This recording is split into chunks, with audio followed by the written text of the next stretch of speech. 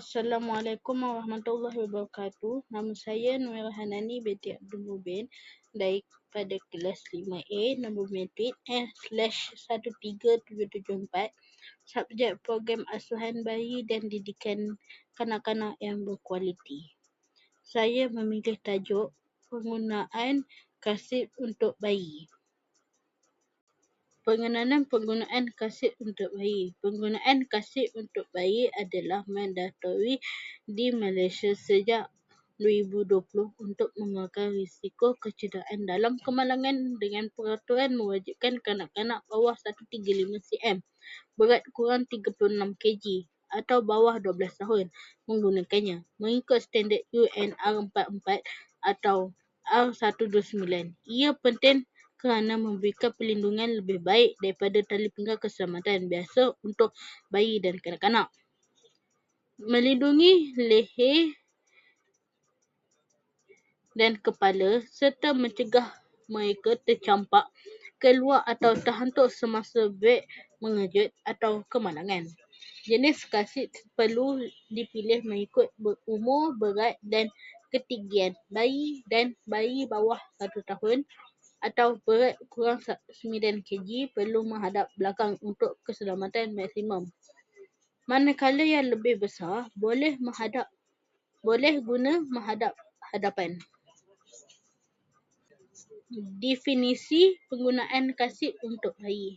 Definisi kasut untuk bayi adalah kursi khas yang direka untuk bayi dan kanak-kanak kecil bagi memastikan keselamatan mereka di dalam kereta dengan mengurangkan risiko kecederaan, teruk atau kematian akibat kemalangan atau beg mengejut. Dengan ia dilengkapi sabuk pengaman dan sistem pengaman yang bersesuaian dengan saiz dan berat kanak-kanak. Penggunaannya kini diwajibkan di Malaysia. Ciri-ciri kasut untuk bayi ada 4. Yang pertama, piawai terkini yang lebih ketat menguji impak depan, belakang dan sisi serta menggunakan sistem ISOFIX dan mengklasifikasikan mengikut ketinggian. Yang kedua, menghadap ke belakang paling selamat untuk bayi baru lahir dan disarankan sehingga sekurang-kurangnya usia 2 tahun, memberi perlindungan kepala, leher dan tulang belakang. Yang ketiga, tali pinggang 5 titik, menjaga anak di tempat duduk dan menyebabkan daya hentaman dengan lebih baik. Yang keempat, perlindungan impak sisi boleh didapati pada kasut yang melindungi daripada hentaman sisi. Kepentingan penggunaan kasut untuk bayi yang ada 4 juga. Yang pertama, mengurangkan risiko kecederaan, mengurangkan lebih 70% risiko kecederaan parah, kemasukan hospital atau kematian dalam kemalangan jika digunakan dengan betul berbanding tanpa kasut. Yang kedua, menyerap hentakan, melindungi bayi daripada hentakan kuat semasa beg kecemasan atau pelanggaran, mengelakkan bayi tercampak atau terhantuk. Yang ketiga, posisi tali pinggang sesuai, mencegah tali pinggang geledah dewasa daripada menyebabkan kecederaan serius pada leher atau perut bayi kerana ia tidak berada pada posisi yang betul. Yang keempat, undang-undang di Malaysia penggunaan kasut diwajibkan untuk kanak-kanak bawah 36 kg, bawah 136 cm atau bawah 12 tahun mengikut Akta Pengangkutan Jalan. Kebaikan penggunaan kasut untuk bayi ada 2. Yang pertama, keselamatan nyawa, mengurangkan risiko kecederaan serius dan kematian secara cepat. Menghalang bayi daripada terpelanting ke hadapan atau keluar dari kenderaan semasa beg mengejut atau kemalangan.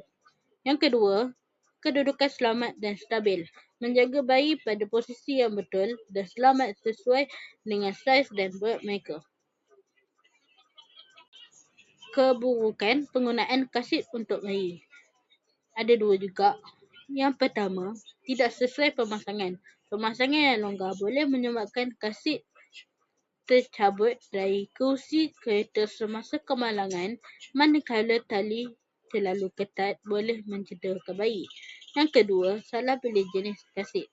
Menggunakan kasit yang tidak mematuhi piawai atau tidak sesuai dengan kereta atau boleh membahayakan bayi. Kesimpulan penggunaan kasit untuk bayi. Kesimpulan kasit bayi adalah alatan keselamatan wajib dan penting untuk bayi dan kanak-kanak di Malaysia bagi mengurangi risiko kecederaan, teruk atau maut dalam kemalangan. Dengan pilihan kursi yang sesuai dengan berat, ketinggian dan umur anak serta dipasang dengan betul mengikut piawai seperti ECE R4404 atau ECE R129 menjadi kunci utama.